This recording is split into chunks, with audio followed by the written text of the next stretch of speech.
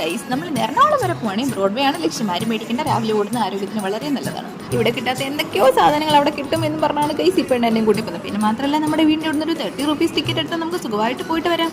അപ്പോൾ പിന്നെ 2 ടിക്കറ്റ് നമുക്ക് ഇങ്ങനെ എടുക്കാം അല്ലേ? അങ്ങനെ രാവിലെ തന്നെ ഒരു ഫാമിലി കുടിച്ചുകൊണ്ടിരുന്നപ്പോഴത്തേക്കും നമ്മുടെ ട്രെയിനിങ് എത്തിപ്പോയി. മിടുക്കൻ പറഞ്ഞ സമയത്ത് തന്നെ എത്തി. ട്രെയിൻ നോക്കി വായും പൊളിച്ചു നിന്ന് എന്നോട് അഞ്ജലി, ഒന്ന് വന്ന് കയറാമോ വിത്ത് ലോട്ട്സ് ഓഫ് പുച്ഛം.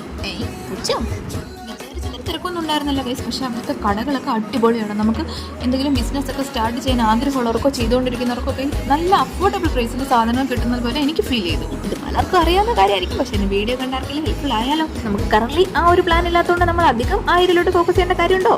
ഇല്ല. അതിൻ്റെ ഇടയിൽ കൂടി കുരുത്തങ്കട്ട പെണ്ണ് പോയി എന്തൊക്കെയോ തപ്പിപ്പെറുക്കുന്നുണ്ടായിരുന്നു. പിന്നെ എന്നെ ഓരോന്നൊക്കെ കാണിച്ചിട്ട് ഞാനും എന്തൊക്കെയോ വാങ്ങി.